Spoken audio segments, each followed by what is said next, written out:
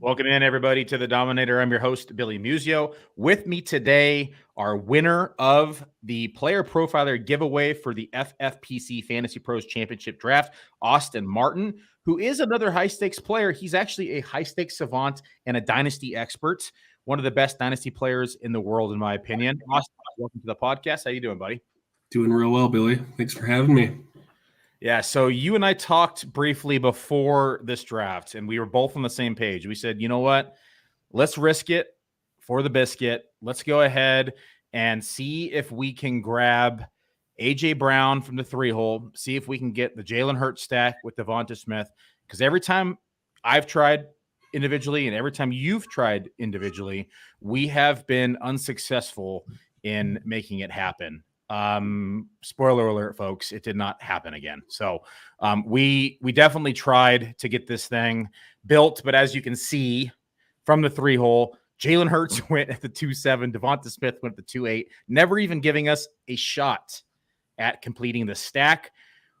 You just looked it up, Austin. How many stacks were there in the tournament with that AJ Brown, Hurts, and Devonta Smith stack? Yeah, there's two in this particular tournament. 0 in the main event yet, but yeah, there's 2 out there in this Fantasy Pros tournament. And there's been roughly 15,000 drafts or 15,000 teams drafted, and there's only 2 of the stack. It's why we always keep trying for it, and we keep failing. Unfortunately, This is my last bullet inside the 350s, and it does not look like I will get this coveted stack. Yeah, we tried our best. They didn't let us have either one of them. We would have had a really interesting decision, at which we talked about whether you take Hurts or Smith. Does seem like Smitty's been getting pushed down a little bit, so that would have been a tough one to kind of sort out. As you mentioned, at least if you take Hurts, then you have the AJ Brown Hurts element, but I think he's slightly more likely to push through the turn most times. So I think that's how it's been done, at least in the one board that I saw. The guy took Smitty and then pushed Hurts through. Yeah, not today, folks. Not today. They said, you know what? F you, Austin and Billy. You aren't getting this shit. I see what you're doing in the 3-hole, trying to get cute over there, taking AJ Brown. Everyone saw it from a mile away. Even tried to delay the stream. No, they were on to us. Yeah, we said, you know what? Just so we don't have to talk about the stack, we don't have to explain why we take AJ Brown. Let's delay the stream 10 minutes, see if we can get cute, see if we can sneak it in. Absolutely not. Didn't happen. No. So we have a question in here. We need a Taysom Hill opinion. Taysom Hill, of course, we know on the depth chart for the New Orleans Saints goes to quarterback. In the rules, there is a little bit of verbiage in there that says if they change teams, or change, I should say, positions before the kickoff, then FFPC reserves the right to change the position. And that's not verbatim, but that's, hyperbole here. So what's your opinion on Taysom Hill changing positions? Would you have drafted him, or should I say, at first I should say, you're a best ball drafter. Did you draft him much this season? Did you draft him because of the tight end eligibility? Does it change your opinion drafting him? Or if you would have known now in hindsight that he would have been quarterback eligible, would it have changed when you took him, how you took him? What's the overall breakdown for you and your kind of synopsis? Yeah. So I think I did do some best ball this summer. I think I had maybe like 11 or 12% Taysom. So I was taking him. I think really best ball is the only format that he's viable in, unless there would be significant injuries on the offensive side of the ball for the Saints. So definitely, is not a ruling that I'm happy to see.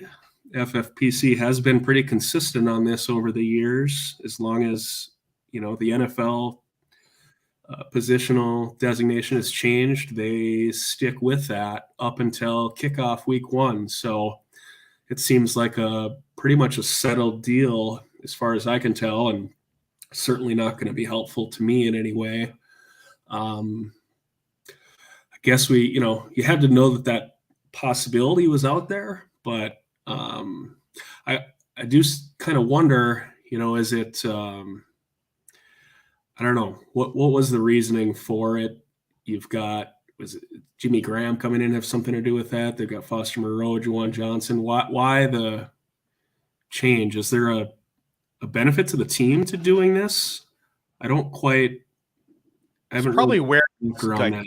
it's probably where he's going in drills, like inside of camp and practice. If you think about it, like he's usually always taking the ball either in wildcat, right, or in some sort of fashion behind the center. He's never really catching the ball and running. Like he only averages like 2 to 3% target share every year, if not less. It's all the rushing ability is what it is. He's not throwing the ball as much. So I'm surprised they didn't just put him in the running back room. Like that's probably where he belongs, quite frankly. Yeah, I just don't understand if there's a team benefit to changing this player designation or why they did it. But as far as the FFPC stuff, as long as they don't change it back, they're not going to move on something like this. They've held the line on this in the past. Yeah, so people are saying they love our start here. So for the audio listeners, we started from the 3-hole. You heard earlier, we tried to get cute and take Jalen Hurts and Devonta Smith on the 2-3 turn. Neither of them made it to us. So we were left to fend for ourselves, get creative, and try to get unique now. Getting unique doesn't really happen when Mark Andrews falls to you this late in round 2, when you can usually take both these guys at the 1-2 turn. So it definitely changed the mindset a little bit of how we were going to build this moving forward. We decided to push up Lamar because most of the teams that we believe have this A.J. Brown, Mark Andrews, and Lamar Jackson stack. And to be exact, there are a total of 18 teams inside of this tournament that have these three. We're assuming that it's from the back half of the board because that's usually where A.J. Brown and Mark Andrews go, and Lamar Jackson will fall that way sometimes. So I think that we're going to get pretty unique here at this 4-5 turn because we're not going to see most of these guys going at the 3-4 turn because, of course, we have Lamar Jackson, but none of these guys are really making it back to the 5-6. And so I think this is where we start seeing us separate from the field, and we'll start to get a little unique here. Thoughts? Yeah, if it just depends here. If we've got a couple players that could slip, that definitely don't make it down there, we have a chance. If 1, 2, 3 players, 3 to 4 players peel off here perfectly, then I think it's pretty flat. Players that could, that we could easily take here that could slip to the late 5th in any given draft. So I think it just kind of depends how it peels off here. I don't think the guy I just put at the top of the queue is going to make it. No, he just went. Yeah, he just went. That's a good spot, especially seeing you saw the news with Kittle that they're probably going to miss week 1. Yeah. So Debo gets a slight bump in week 1 projections at least. Yep. There goes another guy in our queue who's getting fired up early. They're cleaning up right now. I'm not crazy about the guy who's number 3 in our queue this year. Yeah, either am I. It's pretty deep. Like he would be a guy I would consider on the way back through. Yeah, I'd consider him there too. But that probably doesn't happen. I think I think there's a clear cutoff here after the top 2. Yeah, I'd agree. So we'll see. These guys seem pretty intent on making life difficult for us. Making it difficult, just eating the clock. God, these guys. Okay, well, there goes the one we didn't want, so that's good. Yep. All right, we got one more. So we're guaranteed one of these guys. Okay. I would have probably let Ramonde trap me there. But I think this is a pretty easy pick with DJ Moore. Yep, go ahead and lock it in. Yeah. I'm just going to leave this up. They love to start. We just leave it here the whole night. That way people can't talk smack. We just be like, nope, Harry Snowman likes our start. People can't say anything. Here we go. Yes, thanks for the reminder here, Mr. Doug. Yes, it definitely. It's mega stack block. Yeah, we noticed. We noticed. Definitely noticed. Well, let's plug this into the stack finder now. So we just got DJ Moore, and did we get unique? We're unique now at pick 4. Really, that trimmed it all the way down from 18 to 0, huh? 18 to 0. Wow, that's crazy because, DJ Moore was going in the late 5th for quite a while. Interesting. So, that just kind of goes to show when you push a player up, even if it doesn't kind of peel exactly the way you want it to, you're going to get unique much quicker just by taking a guy at the other end of the board. So I had a certain high stakes player on the podcast about maybe 2 or 3 weeks ago, and his philosophy is rather than pushing people up to play the wait and see game, and they will fall to you at times. What is your opinion on forcing a player up and maybe moving them up the board a half a round? And what is your versus letting the draft board come to you and taking the value that's given to you? Do you have a lean either way, or do you like to go both ways, or is it just varied based upon what you're trying to do? Well, I think it depends. If you're a person that is locked in and booked for every draft slot, you definitely have the advantage of being able to wait and see and let guys fall to you a little bit more than someone that's only doing a few drafts. I do think that I think you have to do a little bit of both, honestly. Okay, London would have been a pretty easy pick for me there. And our Q's gotten decimated. We'll pick that up. So, Ayuk is pretty appealing here with, especially with this Kittle stuff. Yeah, Ayuk's appealing. Anything else? Let me just double check, make sure I'm not missing anything. I don't really see a whole lot besides Ayuk here, honestly. No, I'm not crazy about any. We don't need a quarterback. I'm not crazy about the running backs out there right now. Yeah, I think we like the running backs at the next turn here. Yep, I'm fine with taking Ayuk here. It also gets us A.J. Brown, San Francisco stack, which is the first week of playoffs in the FFPC format for week 13. So, and Ayuk is just a hard guy to own sometimes.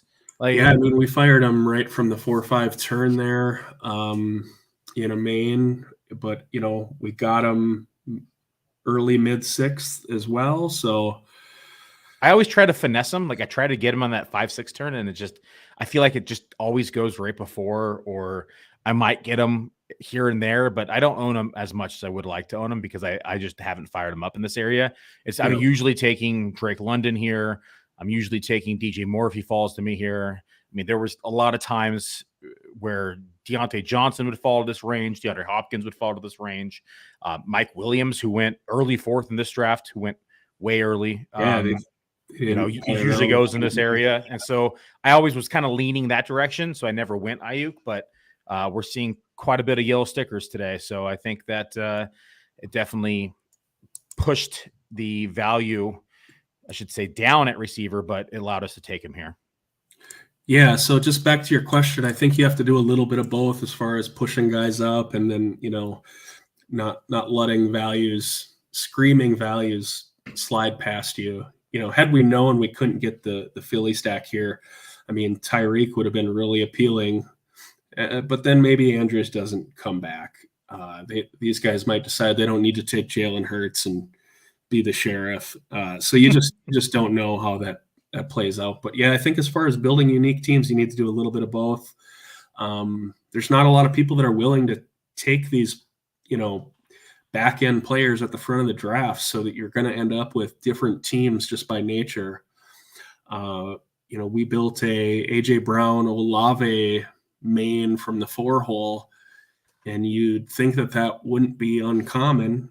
It's the only one in the tournament because people aren't pushing Olave up to the early 2nd or pushing AJ Brown up to early 1st. So, you can get unique that way. And then Lamar comes all the way back to the end of the 4th. So, just by kind of moving players around the board, you definitely end up with a unique build. I'm liking it so far. Let's read it off for the audio listeners. A.J. Brown, Mark Andrews, Lamar Jackson, DJ Moore, Brandon Ayuk. So we have our 2 receiver spots filled, our tight end, our quarterback, and one of our flexes. I'm typically a punt RB2 builder. Depends upon what I'm doing. I may go anchor, but as of late, especially this year, I find a lot of value at running back, and I've been finding myself kind of pushing the position to kind of lock in 2 to 3 of those RB 20 to 33 guys, and then just punting it back and going handcuffs and upside plays later in the draft. Do you typically like to do the same, or what's your running back philosophy? Yeah, I've been pushing running back quite a bit this year. Like from this particular spot on the front end, I think that 6-7 turn is pretty loaded up with running backs, and I feel like it does fall off a little bit after, there's a group there that I think we'll probably both be interested in, where after like mid-7th, it dries up a little bit. So it just kind of depends what receivers come back to us here. I'm definitely open to going, 1 receiver, 1 running back here, or 2 running backs. Just depends who's there. It just really depends. I mean, there's certain guys that I wouldn't pass. And depends on the running backs, but yeah, I've generally been pushing RB2 quite a bit this year. That's not necessarily abnormal for me, but the way teams are coming together seems like a strategy I'm kind of most comfortable with. So my co-host on First Class Fantasy and friend of ours, Theo Grimminger, and I have a bet. I want to get your opinion on this bet. And it's definitely changed with the recent wrist injury. But prior to the wrist injury, we asked every guest that came on. And so far, everybody sided with my side of the bet except for one individual. But where does Austin lay in this bet? The line was set at wide receiver 36.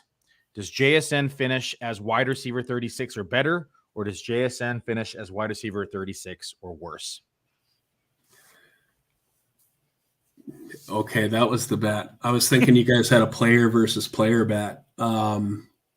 So wide receiver 36. I mean, I hate these cop-out answers. I like JSN. I've got, a pretty decent amount of him in Dynasty. Can Seattle produce 3 top 36 receivers? I mean, I would tend to say not. And this injury certainly doesn't help matters. I would have probably had to say it would be worse than wide receiver 36, but go ahead and pay up now, Theo. Go ahead and pay up now. Even that said, and I know, Dave, who I partner with on some teams, as you do as well, is not too into JSN, but I do think he could be a guy that could have a late season surge. Right. Yeah. With Lockett a little bit older, and he's kind of tailed off a little bit towards the end of seasons, the last couple.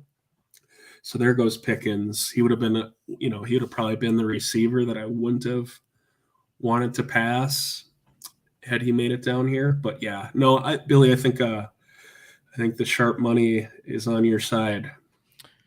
I told Theo that I want it all in pennies, and he has to personally deliver it. He can't Venmo me any money because I don't want to claim it now. My IRS. They tell you to pick it up on your plane.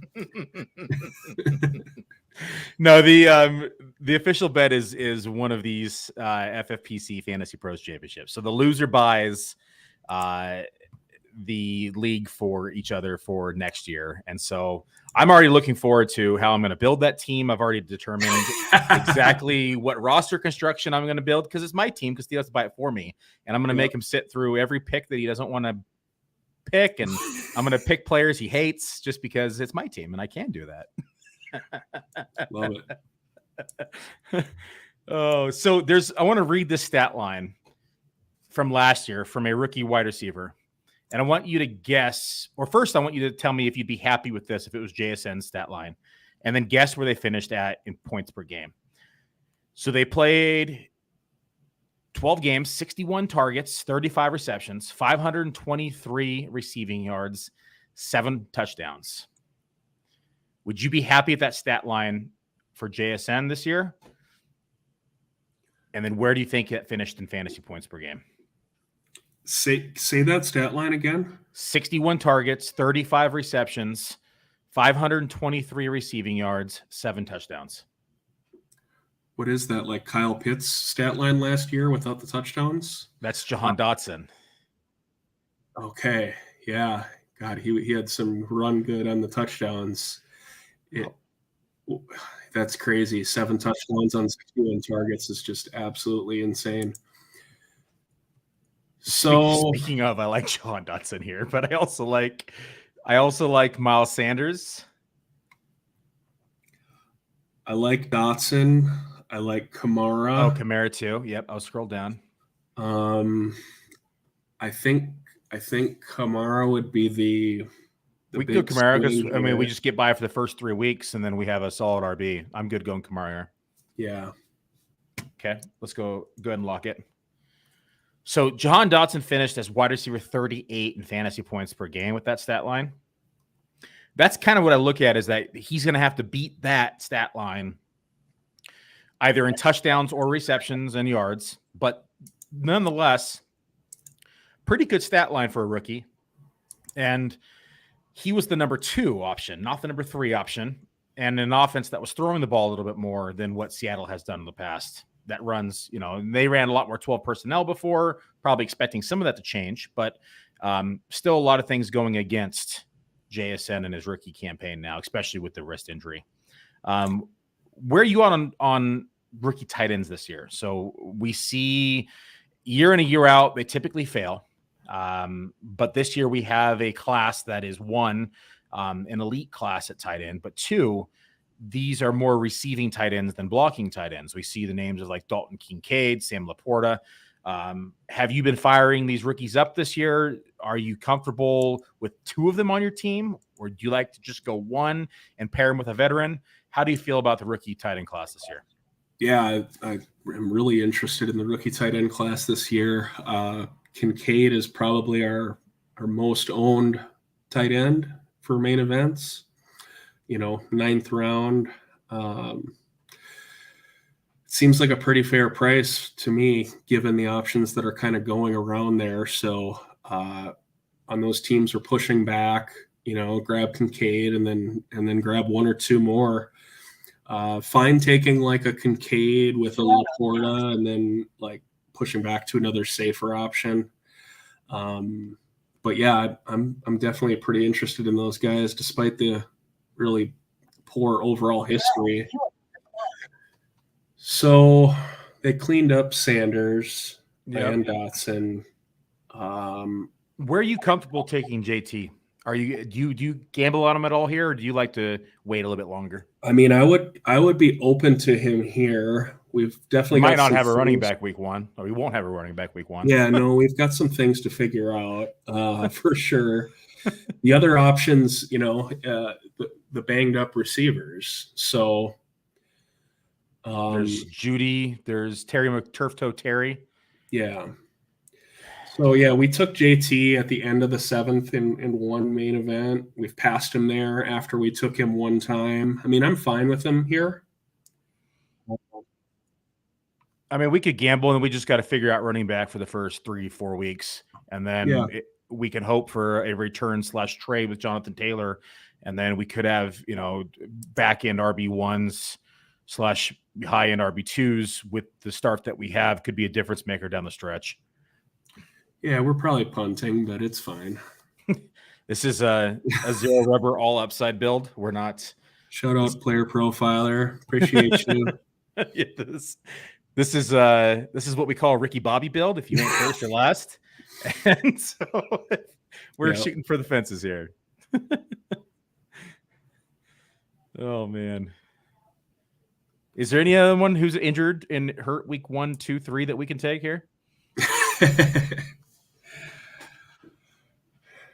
Yeah, well, they must be listening to us. They peeled those receivers right off, but they did peel them off. That's the range they should probably be going. So Yeah, so it's interesting now with the injury, Terry McLaurin, Jahan Dotson and Terry McLaurin have flopped in ADP pretty much. I had him back to back in the projections for some time. I've kind of slightly tweaked it this week, and Terry moved just ahead of Jahan Dotson again. But I could see a scenario where Jahan Dotson does take over this wide receiver 1 role for this offense.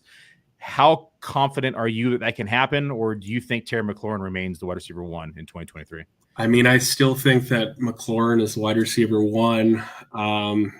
He's bigger, faster. He's more experienced. I think he's just a better player. I don't dislike Dotson. I just think he had some really good TD luck last year, and people are maybe overblowing that a little bit. I mean, it's completely unsustainable. The math ain't mathing on 7 touchdowns on 61 targets. So that's just not happening again. I think it's fine to be excited about Dotson, but I think it's maybe a little disrespectful to McLaurin. I mean, he's a really good receiver. And he's a pro's pro. He's the type of guy that's going to play through the stuff. Locker room guy. I mean, he's going to be a focal point as long as he's healthy. Terry moved back to wide receiver 28 in the projections. Jahan Dotson slid back down to wide receiver 35. It was an adjustment of 1% target share. I think that's about where they go. But right now we see it both here. What is it? Wide receiver 32 and wide receiver 34 off the board. I've just been kind of leaving them both alone in this range. Dotson was pretty nice when he was going in the 8th. Yeah. Now, I don't know. I have a hard time taking him in the 5th, 6th round. A different team, I'd probably be interested in McLaurin, at the 7th round price. That's what I was about to say. Are you interested in that 7th-round discount? Yeah, I'd be pretty interested on the right team. I mean, we could have definitely justified taking him here. We got 3 receivers with the edge at quarterback, tight end. I mean, it's definitely debatable.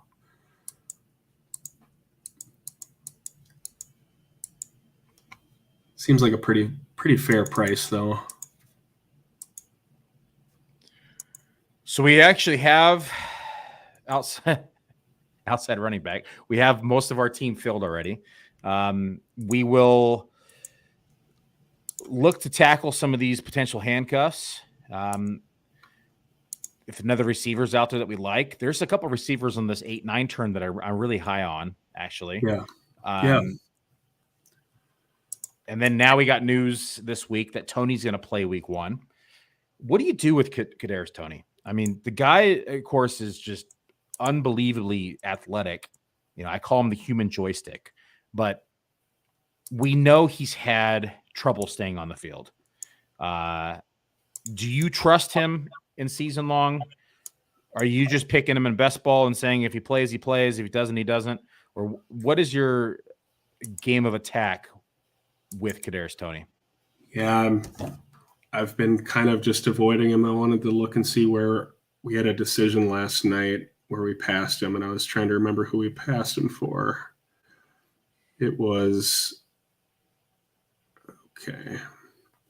I'll find it, but generally speaking, I've been kind of out. The trouble with Toney. Okay, so we were deciding between taking a running back 3 and Toney as our 5th receiver.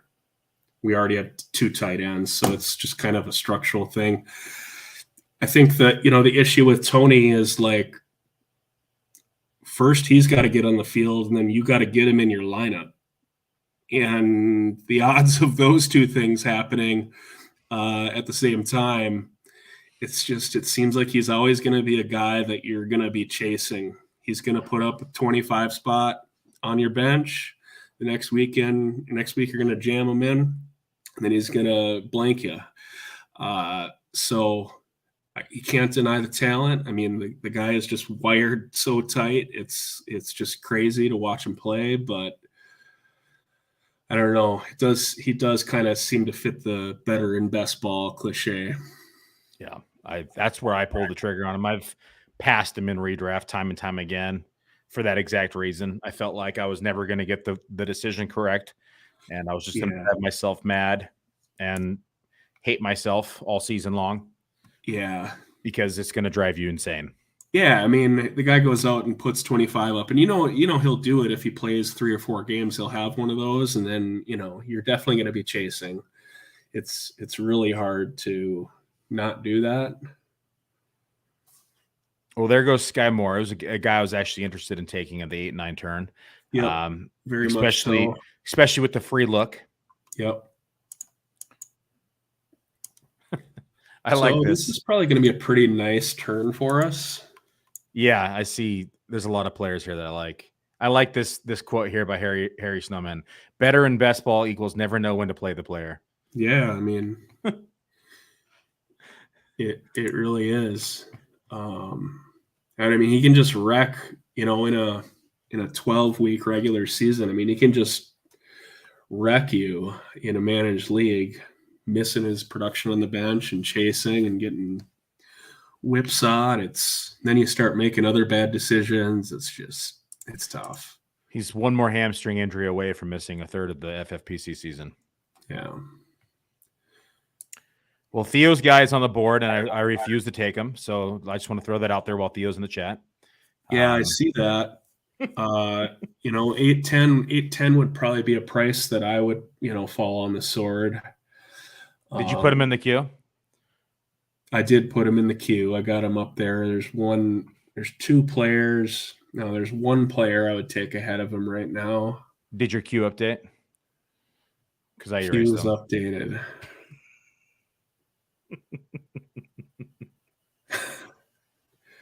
Not taking him, Theo. Not taking him. No, this is the range where you cleared him. This is the range where I think he's actually interesting. Wide receiver 40 to wide receiver 44 is more in line with where I have him projected at. Yeah. Versus that. Okay, so there was times where he was going ahead of Tyler Lockett in drafts. Oh, we were seeing him go in like round 5, round 6 at times. Yeah, guys were firing him up mid-5th in main events. So we took him once at 804 after taking JT at 709. So, like, Dave had smoke coming out of his ears. I mean, he woke up cranky. It was, yeah. So, we got that out of the way on one team. So, see, 805, I consider it because you probably drank a few of them to take them there. For those of you who don't know, that's a beer. But okay, Zay, there's the player that I would have unequivocally took ahead of him, especially with the Lamar stack.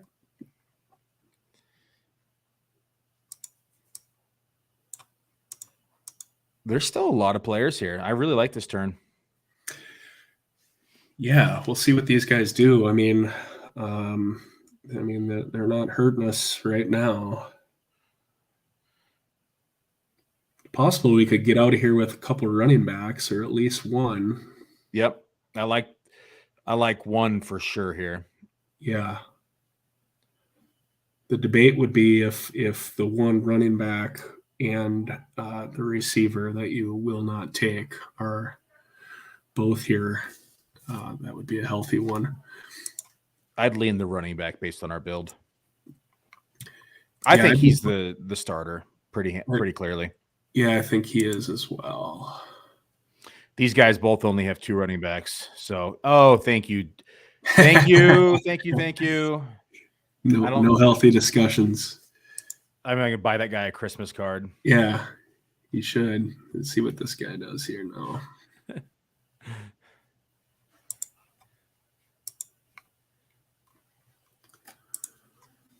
All right, one more guy between us.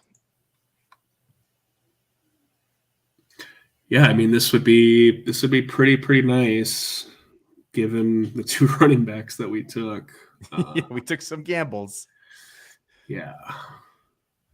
This is late for Freiermuth, it seems like, yeah? Yeah. He found him. Geez, it's just brutal. So, yeah, I mean, we got like 4 receivers here. I'd say we probably have to fall on the Gibson grenade and then come back with receiver. I'd also be fine punting the position and taking the edge and keeping a strength to strength, and either taking Freiermuth and Sutton here, or Michael Thomas and Freiermuth, or we could even mix in Elijah Moore or Treylon Burks. But I think we keep a strength to strength, and we find 2 running backs. We can always take Deion Jackson early. We could take Michael Thomas here. Yeah, let's take Michael Thomas. And then this left side will probably take the tight end because they're both missing one. So Freiermuth will go here on the turn. Kincaid might go here on the turn as well. Passing Freiermuth. I mean, it is a good price. Yeah, there he goes. Very next pick. Yeah, we don't need it because we have Andrews. We could have slid him in the flex, but let's see what happens on running back on the way back. The other interesting piece here, who I'm not crazy about the player, but it would fit the build, would be Samaje Perine, because we expect him to be heavily used in weeks 1, 2, and 3, while Javonte kind of gets eased into things, while we kind of wait on Kamara to get back. But it would purely be a bridge play. Yeah, see, I think Gibson gives you a little bit more in terms of upside. Yeah, I mean more sustainable upside, and with a Robinson injury, I mean he could really be a difference maker. Yep, I'd agree with that. I have Gibson inside my top 34 at the position. I definitely follow your thinking with keeping an edge and edge. I think Michael Thomas helps us in that regard. Yeah, flex filled now, quarterback, tight end filled.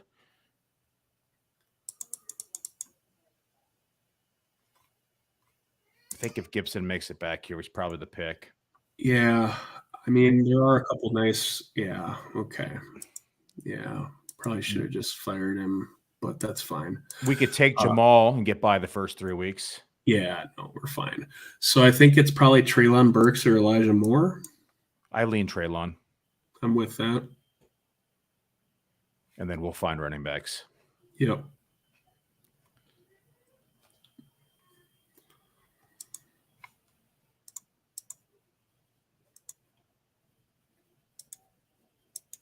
And then we're almost done at receiver as well.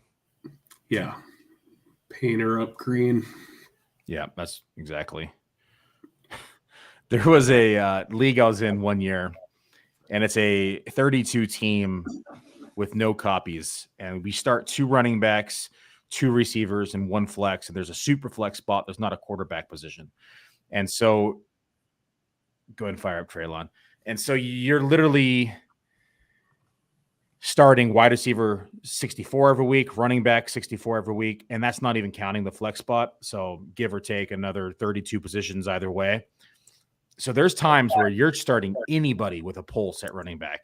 And I'm not lying. I fired up Kyle Juszczyk at times in this league because I know that he might get 1 or 2 catches, might get a goal line carry, or you find a cornerback or some defender that has running back eligibility, and he gets a tackle or an interception, and it's just like hitting the holy grail at the position for that week. We're not going to have to get that down and nasty here, but we're going to have to attack green pretty heavily. Yeah, and that'll make you appreciate part-time running backs. Yeah, it does. It really does. You start looking at people like I'm trying to think of some names that were like disgusting right now, but that are in that format good. Like Devin Singletary. Oh, Singletary would be a luxury. I'm thinking like dirtier, like Michael Carter might get 2 touches, like give me some Chase Edmonds, Travion Williams or something. Yeah. Chris Rodriguez might go in for a series. Nasty stuff.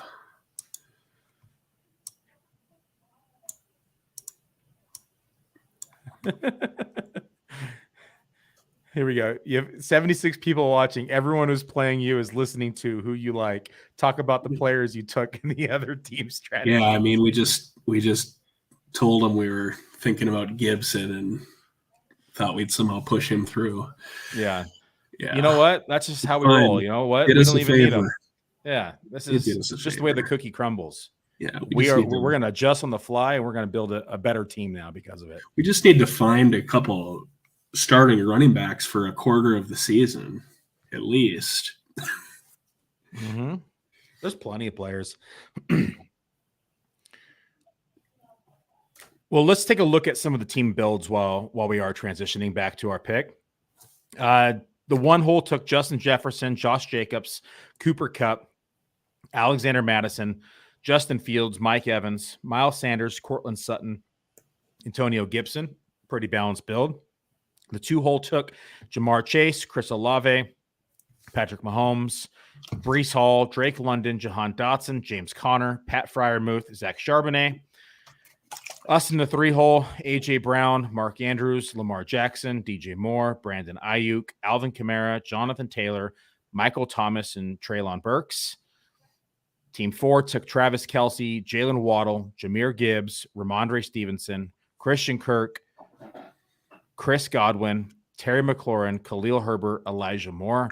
Team 5, Tyreek Hill, Devonta Smith, Josh Allen, Amari Cooper, James Cook, David Montgomery, Jerry Jeudy, Jackson Smith-Njigba, A.J. Dillon. Team 6 is Christian McCaffrey, Jalen Hurts, Joe Mixon, Deontay Johnson, Tyler Lockett, Brandon Cooks, DeAndre Swift, David Njoku, Jerick McKinnon. Looking at the left side of the board, teams 1 through 6, which is your favorite build? And you can't pick us. Left side of the board, favorite build. 1 through 6. Yeah, so I'd say I like what the 5 hole's doing overall. You know, I wouldn't have taken Cooper there probably, but like structurally, I like what they're doing. I'd say the most out of the left side. I don't mind the 2 hole either.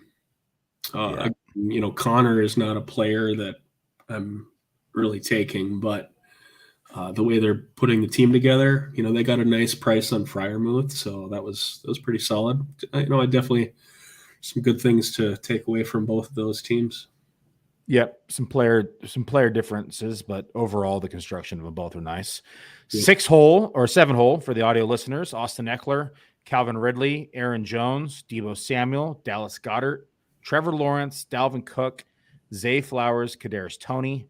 In the 8 hole, he's got Nick Chubb, Derrick Henry, DK Metcalf, DeAndre Hopkins, Javonte Williams, a pair of tight ends in George Kittle and Evan Ingram, Michael Pittman, and Tua Tagovailoa. That was pretty good, actually. That's probably the best I've ever pronounced his name. Yeah, it's pretty strong. Yeah, that's probably the extra cup of coffee I just had. Team 9 has Bijan Robinson, Devontae Adams, Keenan Allen, Travis Etienne, Justin Herbert, Rashad White, Cam Akers, Marquise Brown, and Nico Collins. The 10 hole has Garrett Wilson, Tony Pollard, TJ Hawkinson, Najee Harris, Joe Burrow, Pickens, Addison, Sky Moore, Romeo.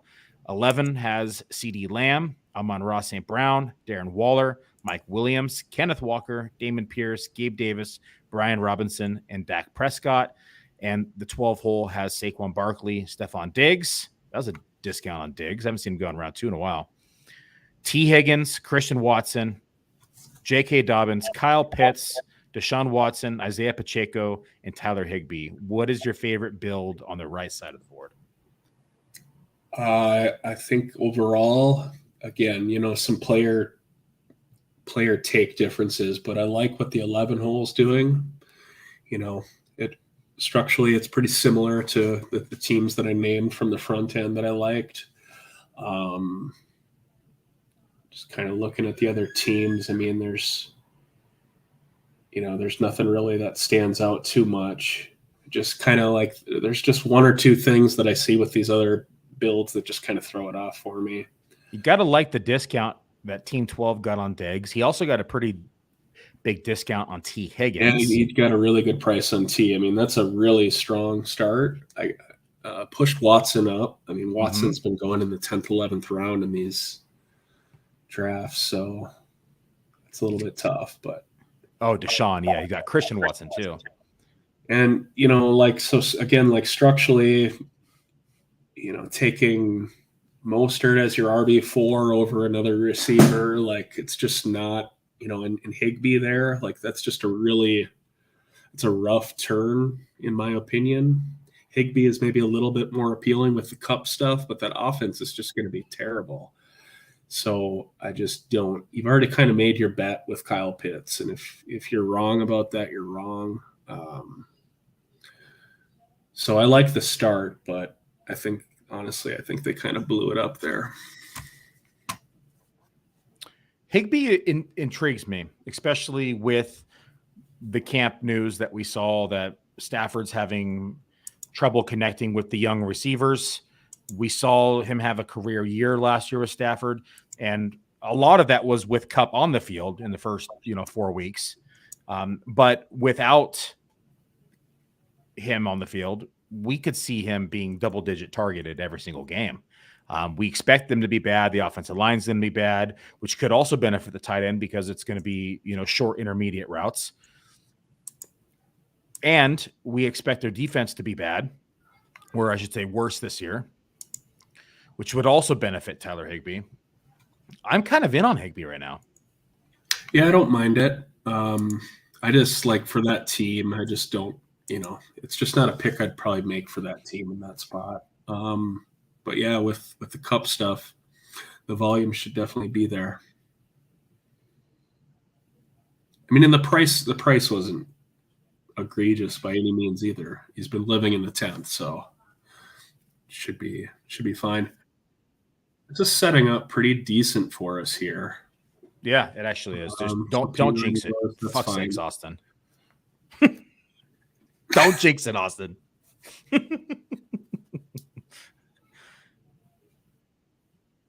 mean, these guys are good. Yeah, they just went back to back with the two guys top of our queue. I think we take the vanilla approach here, and I hate to say it, but just lock in Jamal Williams. We have the starter there. As soon as Alvin Kamara's back, we slide him out and put Kamara in. We know we have a running back the first 3 weeks, and then we can do some upside shot here on the next pick. Yeah, it's so gross, Billy. It's so gross. It is gross, but I'll come along with you, but goddamn, I hate it. What's option B here? Well, I know these guys are listening at this point, so no, it's fine. It is fine. We'll get another one of these guys. Otherwise, we're just taking more upside shots. Let's go ahead. I think we've taken a lot of upside here. I think we take one safe play. Yeah, no, this is a guy we'll at least have a running back locked in, Jamal Kamara. For the guys listening on the turn, we're about to lock in Ezekiel Elliott and Elijah Mitchell, so just go ahead and lock them in for us. Yeah, so you're looking at the queue. I think the top 3 to 4 guys are all pretty interesting. I mean, really, actually, it goes about 6 deep. I like in order of the queue 1, 3, maybe 6, and then 5, or 5 and 6. Yeah, you see that 3 is back practicing. They gave him, they took away the non-contact jerseys, so that is pretty interesting. Yep. For the guy in the turn, we're talking about Elijah Mitchell. Yeah. Number 1 is definitely going to play. He's going to be playing more than people want him to be. I 100% agree with that. I think he's a guy that you could, between these guys, if we're looking for a week 1 player, that would be the way to go. But I think 3 and 2 are definitely, and even 4 are higher upside options. 2 concerns me a bit. I don't think he'll ever see much more than 28% of the rushing share. Without an injury. Yeah, I think that probably is getting a little bit overblown. He probably doesn't fit our team as well either. So I'd say it's between 1, 3, and 5. This guy's definitely listening. He waits until we're done talking, and then he makes his pick. Yeah, so there's one. So they're definitely locked in on the stream. So that's good. We're ending it. See you guys. Let's go ahead and take the guy in the 1. I think I'm good with that. I think he play. makes a ton of sense for this team. It's also one of the guys who I think, and that's for those who are listening, that's you on the 1 hole.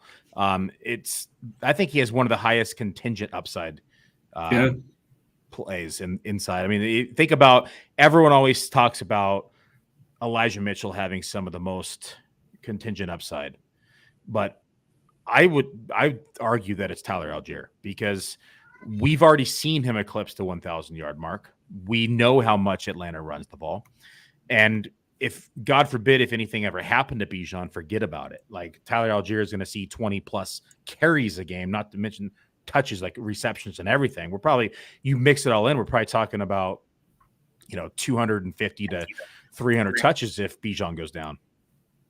Yeah, he's a guy that I was really way out on last year for Dynasty, redraft, all of it.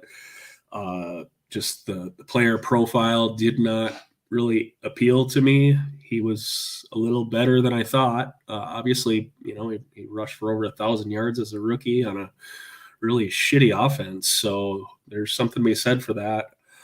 By all accounts, they still want to keep him involved. So, he's definitely got massive contingent upside. And a guy that we can just kind of use as a bridge here and see what happens with the whole JT mess. So we're a little way past the halfway point. We just started round 11. The 1 hole took 2 of the running backs in our queue with Roschon Johnson, Devon Achane. And then, of course, we got Tyler Allgeier in the 3 hole. Anthony Richardson is a quarterback that everyone seems to love but me. How do you feel about Anthony Richardson this year? Are you comfortable having him as your quarterback 1, or are you finding yourself going a different direction? Usually going a different direction. I've taken him a couple times. One Fantasy Pros 350. I think I pushed back and took him and Tua back to back. I think that was maybe the hard way. 350. Took him in a main, 11th, 12th round. Just when we missed the other guys at the position. Generally, I think I'd kind of prefer like that, Daniel Jones, Tua range over Richardson. But I don't think it's a terrible idea to pair them like I did in the 1. It's just, I think it's going to be really rough in Indy. And I know that shitty passing quarterbacks can get there. There's countless examples of it, but I don't know. I think he's a guy that you'd think about as should be like an upside guy, but he's probably actually a guy with a safer floor and maybe not as much upside as the market thinks.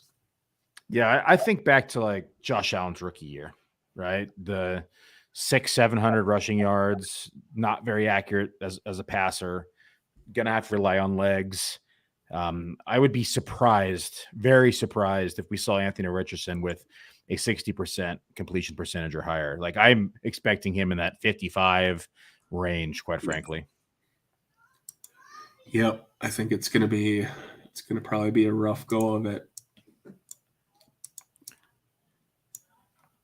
I just think there's just so many good QBs, and expecting him to just magically become a good or even capable passer in the league when he never has shown that.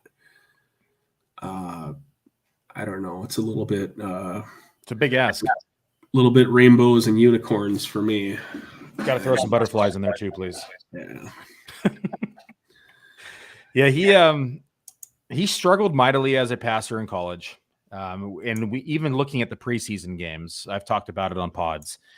He struggled in the preseason as well. You could tell that he was having trouble adjusting to the speed of the NFL. The game seemed to be processing fast for him. He made a lot of errors, in my opinion. And if they can get into the RPO stuff. I think it benefits him, but losing Jonathan Taylor is not going to be a good thing for his fantasy outlook. I definitely think that it would have at least added a little bit more fear into the defenders, but now throwing the rest of this backfield out there, it's not necessarily going to strike fear into this defense. And they can, quite frankly, just load the box up as well, right? Force him to throw the ball and see what happens. Yep. Yeah, it's a really tough spot to put a really raw QB into as a rookie. It's not great, but you got Jim Irsay leading the show. What do you expect? Okay, so we're up in about, what is that, 6 picks? 7 picks. I'm liking some names in the queue. We'll see if they get cleaned up like last time, but I do think that we at least have a few options to choose from here. Yeah. It's looking pretty decent here. Get a couple misses and we'll be in business. Jonathan Mingo goes at the 12-1. This wide receiver core is a bit discombobulated. Adam Thielen is arguably the number one, as dusted as he is. DJ Chark, of course, battling an injury. Terrace Marshall with an injury. Mingo could insert himself as a pretty clear-cut number 2 to start the season, potentially become the number 1. What is your take on Jonathan Mingo? You're a big Dynasty player, so do you like him in Dynasty more? Do you like him in redraft? What's your take on Jonathan Mingo? I think I have Mingo on one team. I just kind of think Jonathan Mingo was a prospect that was sort of invented through the whole pre-draft process because the class lacked true X outside alpha type receivers. And in a desperate search to find them in this draft class, people started comping him to A.J. Brown. I'm just not that interested in. He doesn't. I don't see it. I mean, I don't see a player that has that type of any type of real game breaking ability. I think that whole receiving core is just easy to avoid. Push back and grab Hayden Hurst in tight end premium. That's my overall take on that situation. Okay. So yeah, Laporta would have been that would have been pretty sweet. Yeah, I mean that I haven't seen him that deep in a while. There's one guy here that's just has no chance of getting past here. This guy's probably going to take the clock down and take him. Just classic stuff. Wow, he made it. So yeah, Spears is lock it in. I had him at the top of the queue too. Yeah, so that was pretty nice. I actually considered him last pick too. He was in the discussion for around 11 for us. Yeah, he was. So they finally relented on us a little bit. He decided to back up Kelsey. Okay. Well, that's cool. So that helps a lot. I'm going to throw another name in the queue right now. It's in the 8 in mine. What's your opinion? We don't talk about it now, but just think about it for the time being. Yeah, it's another situation where it's just really hard to expect good things. Yeah, we can talk about it, but let's wait to talk about it. We see a tight end run here go in round 12. Cole Kmet, Gerald Everett, Sam Laporta, Chigo, Luke Musgrave, and Hayden Hurst. I told you they're listening, man. That's a big push for Hayden Hurst up boards there. Yeah, Gibson, Hurst. I mean, I see this guy. Hurst, just right on cue.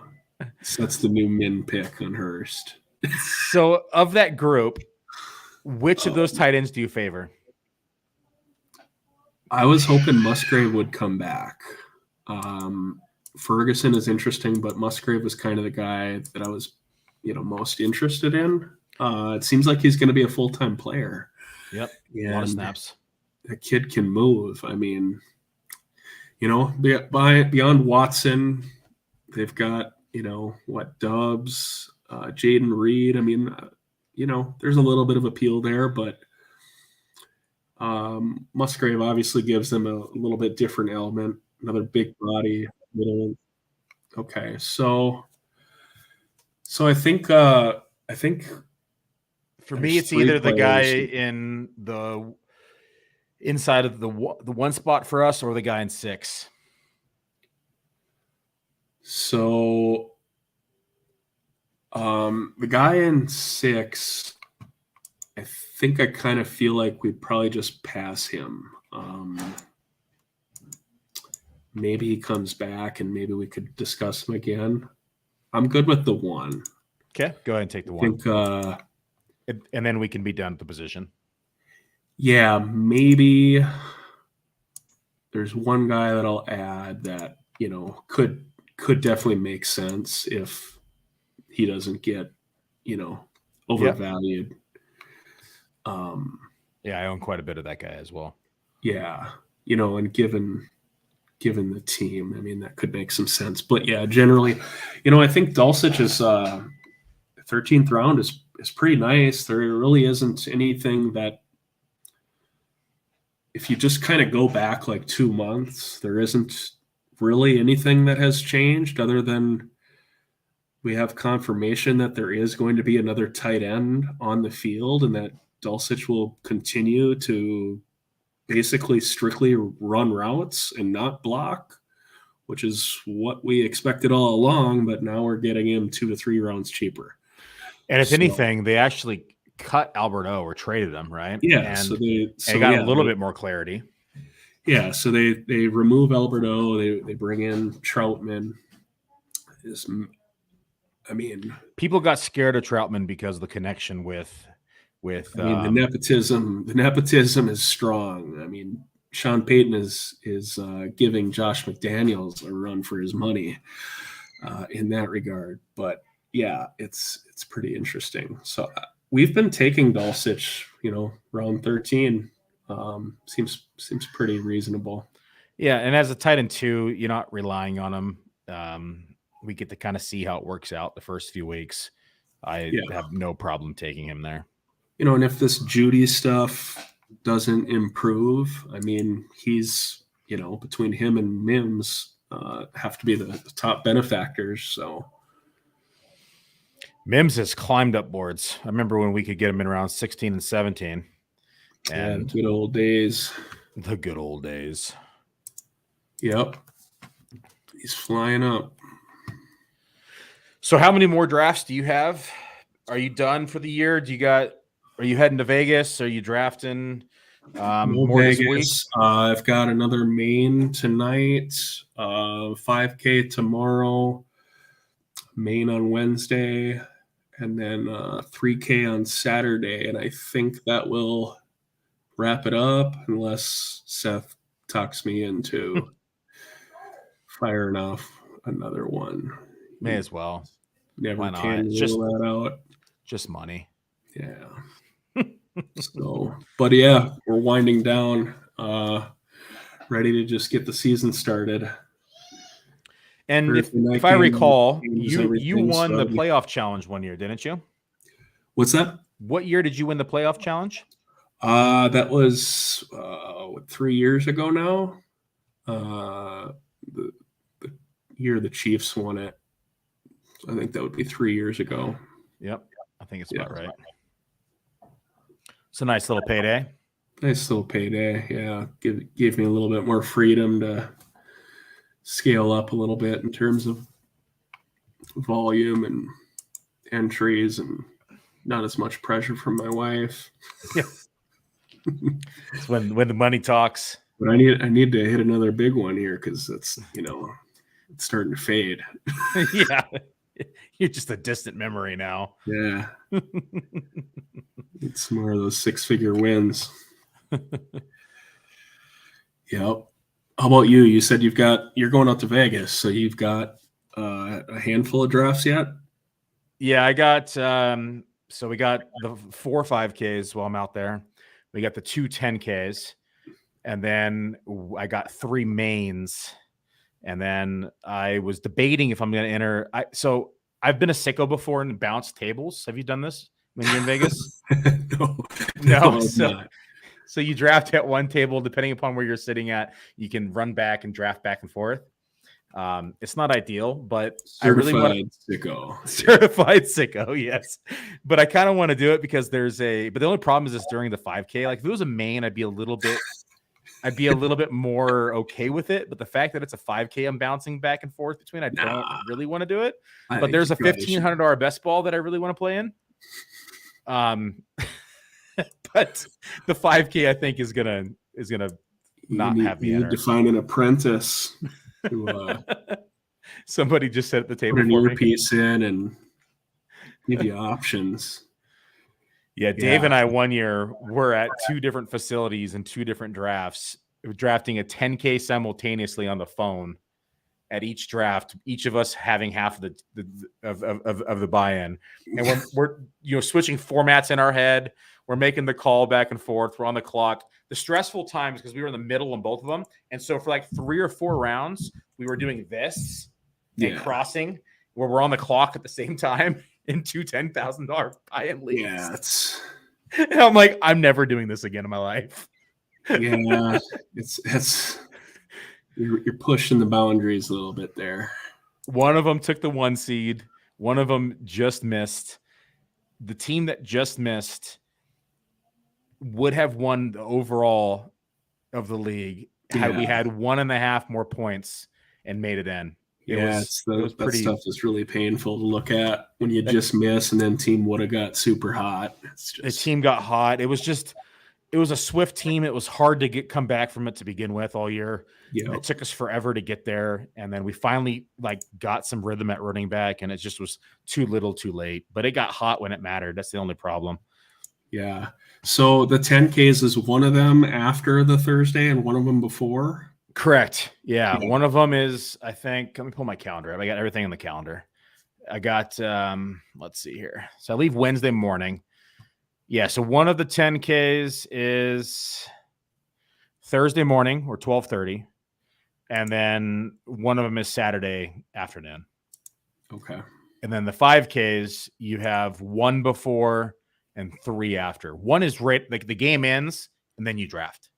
Yep. Which I like that one. You get half the room's drunk. Always get wild in that draft. Yeah, half the room is drunk. The other half is just pushing players up based upon Thursday news. Yep, 100%. There's always, it's just like clockwork. It doesn't matter even who plays, but it's nice that the NFL has really done a good job of making those Thursday night games, really exciting for fantasy purposes. Yeah, we saw last Thursday or last year what happened, right? Was it Buffalo and Rams? Is that who it was? And we saw people get pushed up drastically after that game. Yep. And the year before, Cooper hung like a 40 spot and steamed up from like the third, fourth round up until the middle of the first. Just crazy stuff. You can just go on and on with the examples. The Peyton Manning Denver year, where all of a sudden you got 4 Broncos in the first round. It's just okay. So Kendre is a player that we would have had to think about here.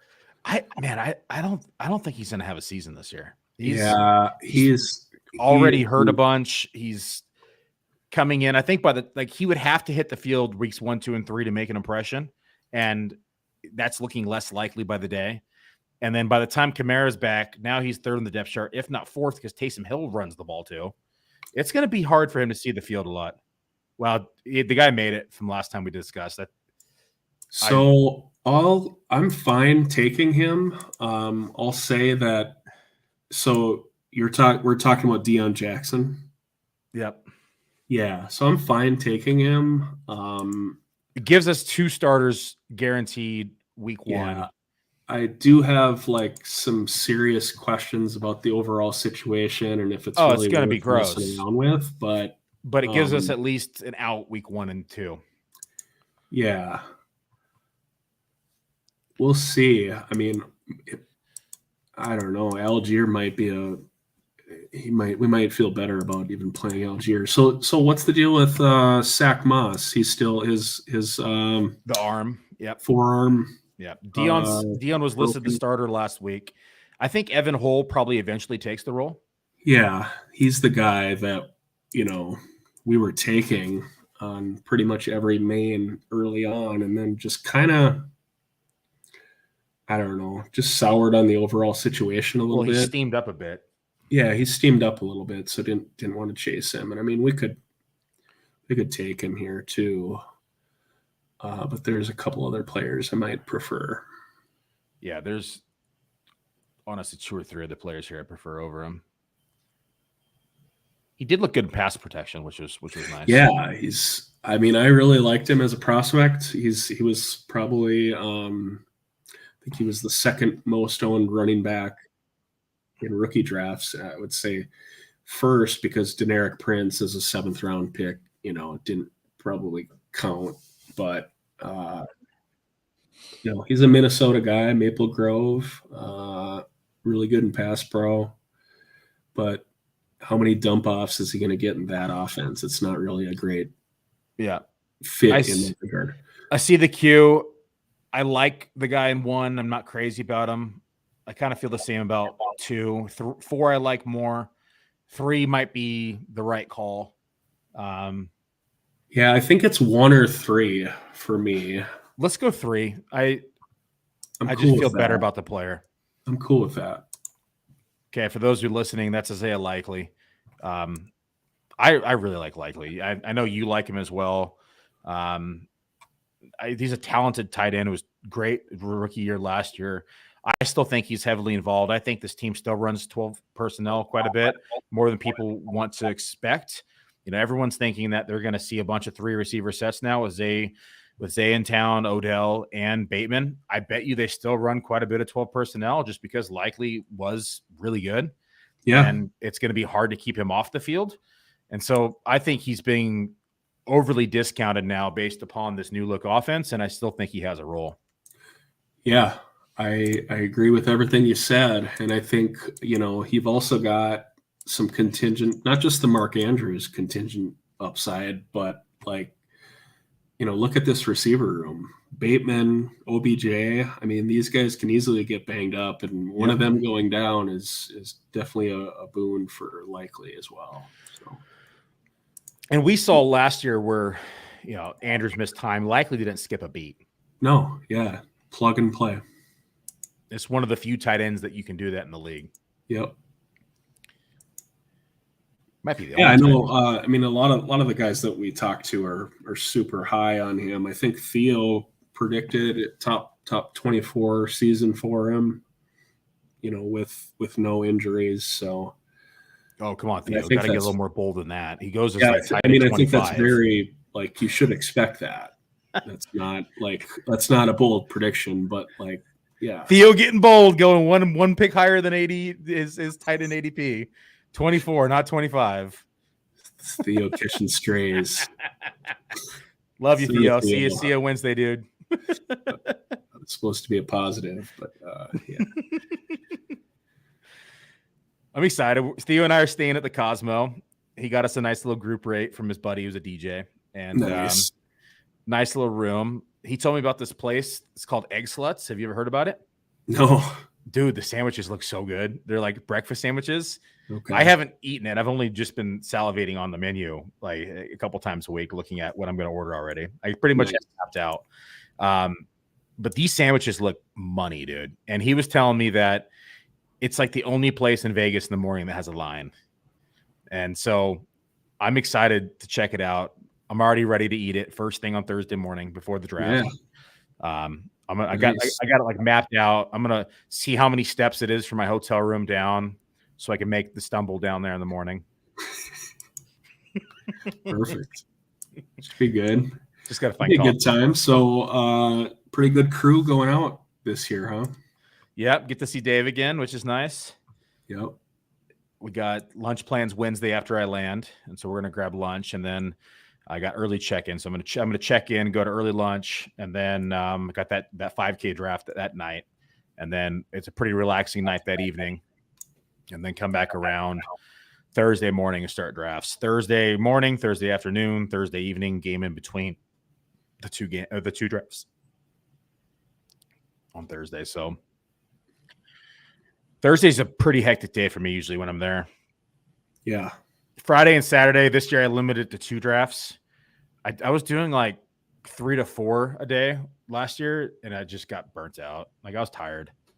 Yeah, it's tough, especially if you have waiver stuff that you need to clean up, and it's just, man, one year we were out there and FFPC site crashed at like 10 p.m. the night before the opener, and boy, that was rough.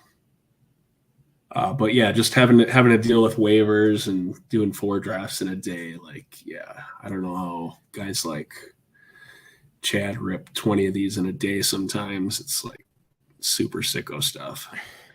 It is super sicko stuff. Question here from Dave in the chat. He asked about our pick with AJ Brown. It was not an exposure thing. Austin and I tried to get cute. We tried to go for the super stack that has only been done 2 times in the entire tournament with 15,000 teams drafted. We've only seen 2 people accomplish the AJ Brown, Jalen Hurts, and Devonta Smith stack.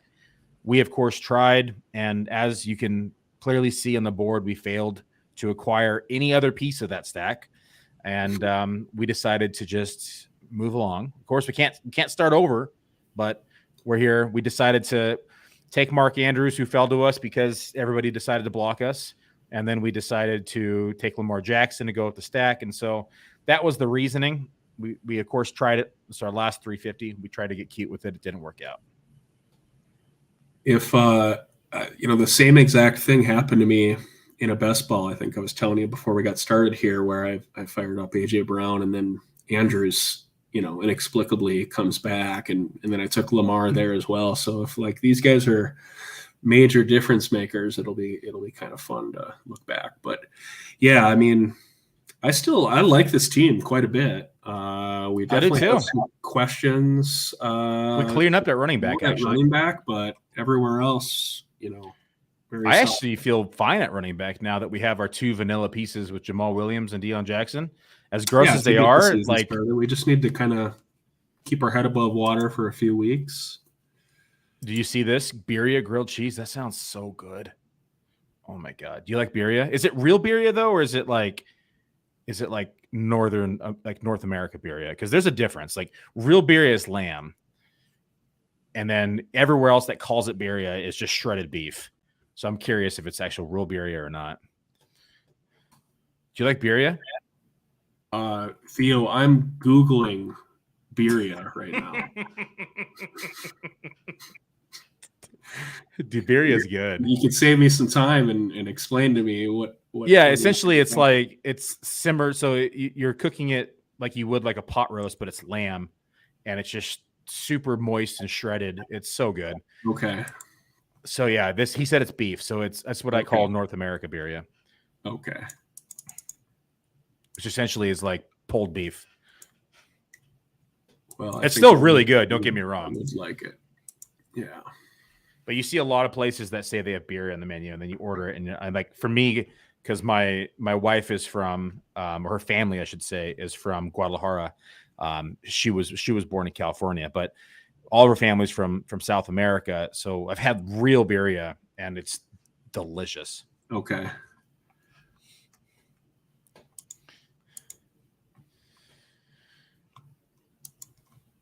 There's still a lot of players I like.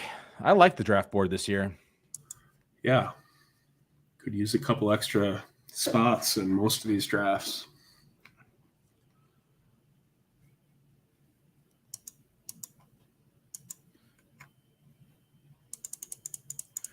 So we saw some elite defenses go early. Philadelphia goes in round 10, which was pretty early.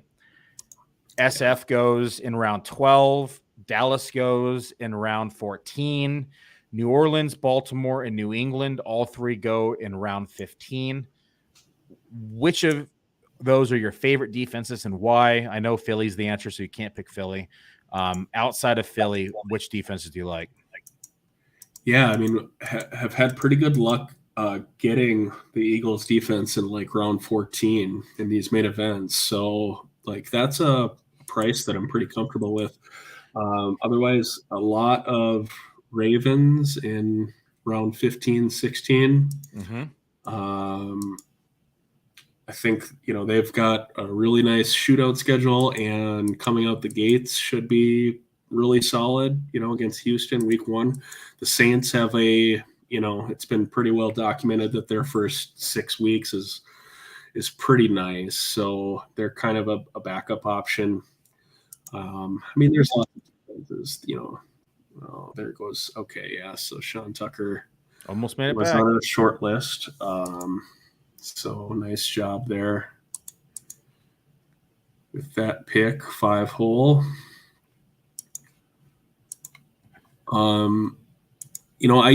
I used to be kind of the guy that just pushed defense and kicker back to, round 18, 19 or 19, 20. And I don't know if it's just kind of I'm looking for a little bit less week-to-week waiver work, or if I think there's an edge, maybe a little bit of both. But getting a defense that you can kind of just not have to stream, pretty nice for volume players. Yeah, I've picked a defense a bit more earlier this year than I have in years past, but I am pretty damn good at streaming defenses, honestly. It is a lot of work, though. You're consistently combing through the wire.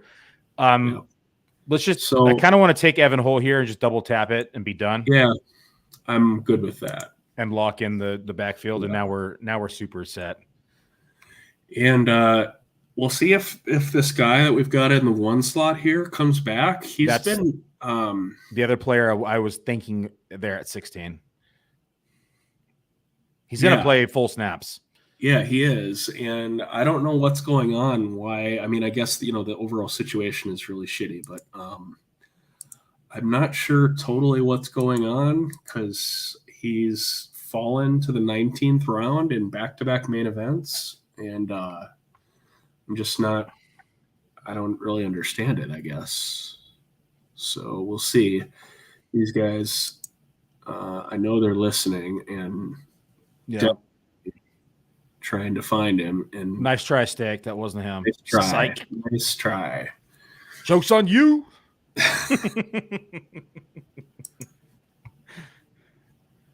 One more. Got to get past one more. And then that would actually complete us at the right receiver position. Yep. Yeah. Pretty solid. So, yeah, I mean, the pick is Alec Pierce, and he was one of 3 receivers that they kept on the roster, and then they moved Jelani Woods to IR, and then they re-signed McKenzie. Prior to that, they literally only had Pittman, Alec Pierce, and Downs. Those are the only 3 they had. Yeah, and Downs, the rookie. I mean, dude's going to play full snaps, and what's really the difference between Alec Pierce and Michael Pittman? About 10 rounds in ADP. 10 rounds in ADP. Yeah, there is that.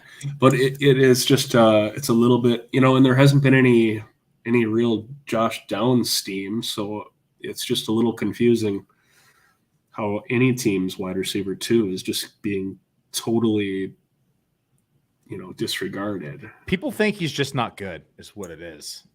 And I get that, he didn't have the best profile, but sometimes situation just outweighs the mediocrity of the profile.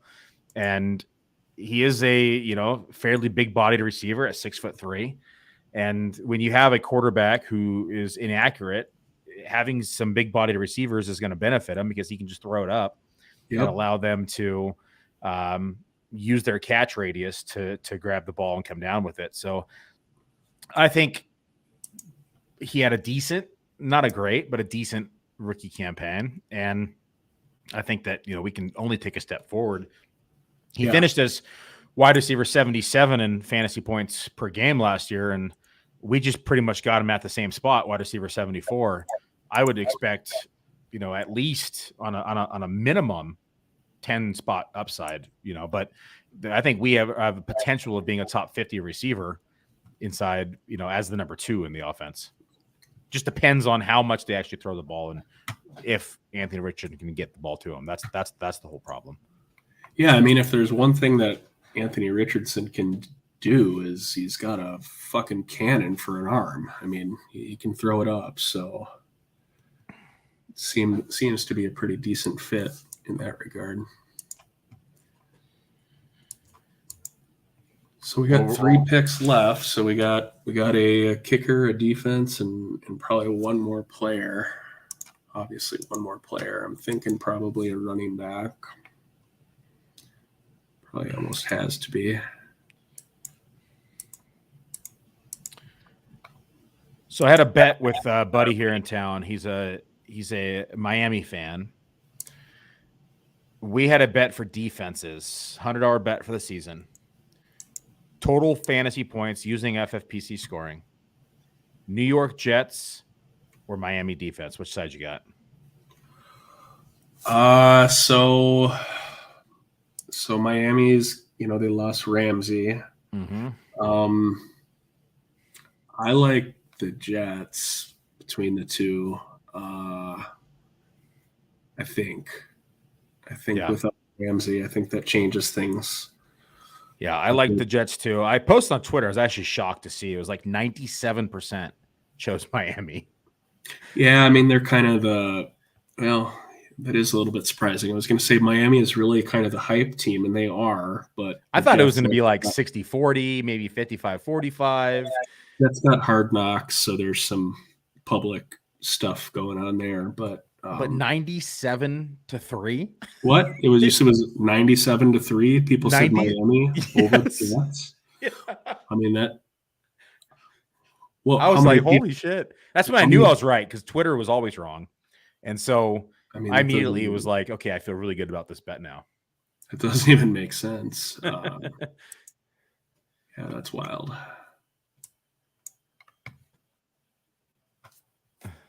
The poll was in Miami. Everyone just, I can't remember which one I put first in the poll.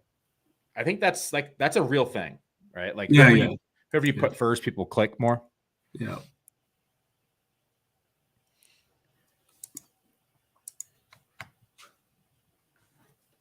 So we've seen 4 kickers go. Justin Tucker. This guy is like home league drafted. He got his defense and his kicker in rounds 10 and 11. Since then, we saw Butker go in round 15.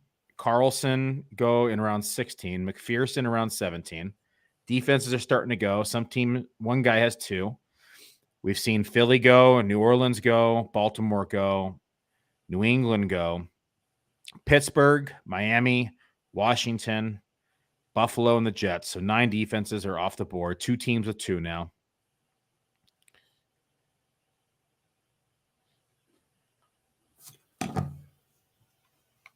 Yeah, that's funny. These 1, 2, 3 teams with multiple defenses. This is.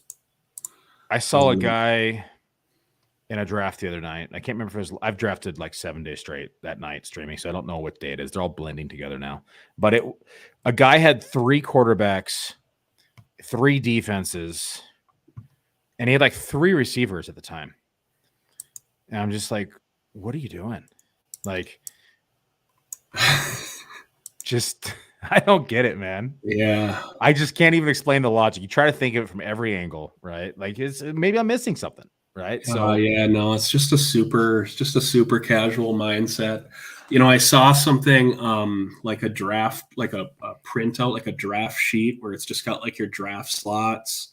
Mm-hmm. It goes position by position, and it was from like 10 years ago, and it had multiple spots for kickers and defenses. So, like slot in your kickers and defenses. So it's just we would never even think about it, but, to a casual person, they just kind of like, okay, need to get my kicker and my backup kicker and, playing like it's Scott Fishbowl.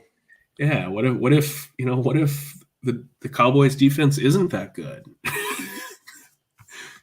Fired them up. So I would say that we could take, there's kind of two kickers that I sort of prefer. Do you think these guys are going to find the guy that we've got in the one hole here? I think possibly. I think just lock him in. It's our last positional pick. Yeah, let's just take him. Yeah. Let's wait till this guy picks. I like that. I like that very, very sneaky. So we'll just take him and then we'll get our kicker.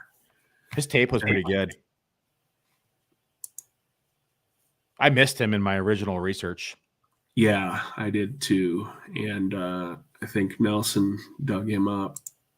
And once he put him on Dave's radar, it was over. Suddenly he's on every team. Yeah. Yeah. Now he's one of the – go ahead and lock him in. Yeah. And you got to like the situation, right? You have two other running backs on the roster. One's recovering from an ACL, PCL, and LCL. So there's the chances. Yeah. The chances of him seeing the field are actually pretty high. Yeah. The other guy is just kind of a guy. He's fine, but yeah, it's pretty interesting. So, you've seen what Sean Payton has done with an Alvin Kamara type. So just gotta have a little bit of imagination to get there with it, but I've seen crazier things. And his tape, to me, looks better than his metrics. Yeah. Like it's one of the guys that just looks better on film. I think so. It's like before Keaton Mitchell hit IR, I really liked his tape. And he looked freaking fly. He looked fast as shit. Like I think A-Chain technically ran a faster 40, but Mitchell looks faster on tape. Yep. Yeah, all the props had A-Chain and Mitchell running very similar times, so I think it was expected that he would be right there.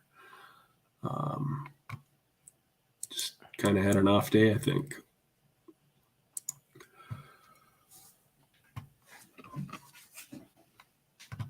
So here we are. We did push kicker and defense to the last two rounds, not necessarily by design, certainly not the end of the world. I mean, I like these kickers, but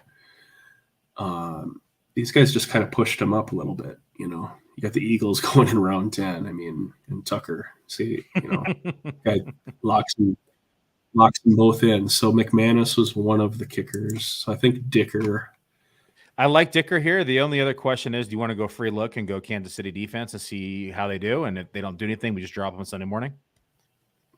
Yeah, I'm good with that. And then there is definitely other kickers. Yeah. Should Dicker not make it back. So I'm good with that. I like that thought process. Yeah, Dicker probably goes. I mean, he's honestly one of my top 5 kickers this year, but yeah, I'm fine. I'm fine going a different direction. So then, if that happens, maybe we get this guy that I just loaded in and we can, do a similar thing. So yeah, that didn't take long, but that's my most owned kicker. Yeah. Yep. Dicker the kicker goes very next pick. That's who we thought about. Yep. That's okay. It's just because his name is so fun to say. It is. It really is kind of perfect. Have you heard anything? What's the latest on this rookie kicker from San Fran? That Moody. They signed a kicker today, I think. So not a good sign for his week 1 availability. Yeah. They're saying he's going to be okay, but I wouldn't be surprised if he missed a game or 2. Yeah. Okay. A kid can kick it a mile. He can kick it like 60 plus yards every time. Yeah. So he's pretty interesting, but kind of hard to hold a kicker. Yeah, he can't carry him. So I don't even do that in the shootout. Like I'm not carrying 2 kickers. It's really tough. Now there's a lot of kickers this year.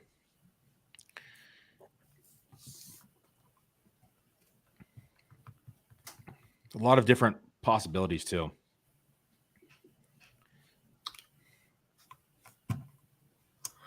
Well, I like this team, Billy. We, obviously we took the plunge on Jonathan Taylor, so we'll see how that all kind of shakes itself out. But I think we gave ourselves some solid options to get out of the gate without taking too much damage. And, if we can get through and Taylor is not out all season, we could really be cooking here. Yeah, it's one of those teams that is all upside. So if we can get through, like you said, the first 4 weeks, even 3 weeks with Kamara, and if JT does come back, this team is going to be cooking with gas down the stretch. Yeah. It's just a matter of it's 100% dependent upon JT and then of course Kamara's health. But if we can get these two in the lineup in the shootout, I'm really liking this and team. Even if Taylor doesn't come back until later in the season, then we need some good fortune. But we've got Allgeier and Spears. I mean, those are 2 of the highest upside RB2s you could add. So we've got a path. But yeah, we'll see how that situation shakes out. But definitely kept our strength at receiver. That was a good 8-9 turn. Oh, looks like Cody was in the draft. I don't know what team he was. I don't see his name in the owner box. Unless it's probably in the one hole cleaning up these players as we're talking about them. Gibson, he just fires them right up. Hurst, no problem. I thought his FFPC name was at Carpenter, but maybe there's a blank spot on Driver Boys, so maybe that's it. Good draft, Cody. Which one were you? Yeah, Cody. Let us know which one you were, Cody. We'll give you an on-air critique. Can't be worse than firing up Richardson at 101 in a super flex. He was the 101 in that. So he said 101, but joke's on you if you think I was sniping you because you're talking. I'm not burning 350 for no reason. Those are solid. Those are good picks. We were definitely in lockstep with the thought process. I was talking about that deep end super flex tournament. Cody fired Richardson right up. That's right. Said, catch me if you can. That's right. I forgot about that. It was good stuff. You ever do the Terminator drafts? No, I don't. I think my buddy John won it last year. I think he won the Terminator tournament last year. It's such a fun format. Yeah, I've never played it, but he was just going on and on about it. Are you doing a couple entries or? I did one entry this year. Okay. It's just having to go in and manage it is what it is, right? Yeah. On top of the managed leagues. And so that's the only reason why I don't, but it's do like a few of them, but it's a fun format. There's only 384 teams. So it's not that many players, but have to drop player every single round or every single week, I should say. And if you don't drop them, then your team gets dropped from the tournament, which is a pretty cool. They don't go and drop it for you. No, you get exiled. Your team's done. That's that'll keep the pressure on. So let's critique Cody's draft. So I like his draft. I like Madison there is solid. So it's just it depends on how much risk you want to take on with Cup. The one hole is tough in a tough draft. I mean, it just really tightens up at the 2-3 turns. So can't hate it too much. If the Cup situation clears up, I mean, he's playing with house money. 4 or 5 turn, pretty solid. I can't hate anything about this team, really. No, he cleaned up at tight end too. He got 3 tight ends that I like to go late. I wonder if he took Mike Evans a little bit with the thought process of he might get traded to a better situation. I'd be interested to hear if he was making that pick straight up or if he was making that pick thinking maybe he gets moved. He just said that we got him on Michael Thomas for sure there. That was on the way back on 8. Yeah. But what's your thoughts on Evans, Sutton, and Thomas this year? I mean, I think they're all pretty fine where they go. Haven't taken a lot of Evans. He slipped once and I got him in the 8th. Otherwise, I've been kind of leaning into some of these younger upside options, you know, the Zay Flowers types. Sutton, man, I just struggle with him. It seems like there's always someone I like a little bit better, or someone just likes him a little bit more than me. Maybe it's all the Marvin Mims bags talking, but having a hard time getting there a little bit on him. And, you know, we took Mike Thomas. I'm fine with him. You know, guys that I'm all okay with owning all these guys, not trying to get too crazy on them though. I like Evans more than most do. I think round 6 was a little earlier because we've seen him in around the end of round 7 quite a bit. We've seen him in round 8 a few times. It's where most of my shares are with him. Sutton, I'm a lot higher on than everybody is. And it's simply because of Lombardi and how Lombardi runs the offense. We've seen people have career years with Lombardi who run the X receiver role, and that's what Sutton runs. So Michael Thomas is one name. I mean, he's also in this question here, but Michael Thomas had a career with Lombardi. Mike Williams had a career year with Lombardi over in the Chargers offense. And so I expect to see something similar to Sutton this year. The injury to Judy definitely helps. And we see them having, I mean, we took Dulcich here, but we've seen the inconsistency of reports with the tight end position out of this offense. And so I think Sutton could have a career year with Peyton and with Lombardi here in town. And I think that if Russell Wilson just even maintains as bad as he was last year, I think that Sutton's being underdrafted because he's, in my opinion, the number 1 in the offense. But he has disappointed up until this point in his career. So I get why there's the, you know, animosity towards him. But I do think that he has a lot of outs. We know he's lost weight as well. And so he's going to be a little quicker. So all the reports we are seeing out of camp with Sutton is promising. And I think at wide receiver, where did he go? 40 something here? Wide receiver 44. Yeah, I mean, that was a super fair price. Then you can't go wrong there. I mean, he was definitely right there. Yeah. And so I like Sutton, but I understand why people don't. Yeah.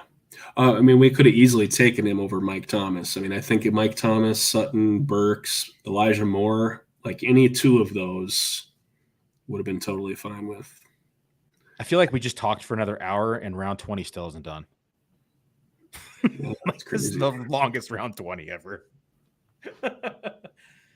Well, I'm going to go throw some tri-tip on the barbecue. I have our listener league tonight with Rival. Probably going to do that from my phone as I'm barbecuing, but I want to say thank you for you, Austin, for tuning in. You know, congratulations on winning the entry too on the giveaway on Twitter. Yeah, thanks, Billy. I chuckled when I saw your name. I was like, oh, I know that guy. And was excited to get you in the draft room and draft together. And for us to be able to talk all year behind the scenes and do waivers. So thanks for joining us. Why don't you tell everyone where to find you? Yeah, you can find me on Twitter, Austin R. Martin 84. That's about it. Otherwise, find me in the draft rooms. And as a reminder, folks, if you tuned in late, Austin is arguably one of the best Dynasty players in the world. The guy cashes year in and year out. And Thanks, I have seen him in drafts left and right. I've competed with him. And so if you are a Dynasty player looking for more Dynasty content or just someone to follow who's sharp, make sure to follow Austin here for his Dynasty mentality. Thanks for tuning in, everybody. This is the last Dominator of the year. So thanks for another great offseason here at Player Profiler 2023. Good luck in your season-long drafts. I'm always available on First Class Fantasy with Theo. We're going to be doing Reddit AMAs weekly here after week 1. So tune into any of those as well. We'll see you all back here next year on the Dominator, and we'll see you in a week and a half on First Class Fantasy. Good luck, folks, and good night. Hey, I want to take a moment to thank you for tuning in. It's important to me that all of our media be free. This is only possible because of you allowing a true independent sports media enterprise to thrive unlike any other in the business. So please subscribe to the All In Package to continue to make all of this possible, to ensure that all of our stats, information, data, content is available to you, especially you, the people that get the site and get the show.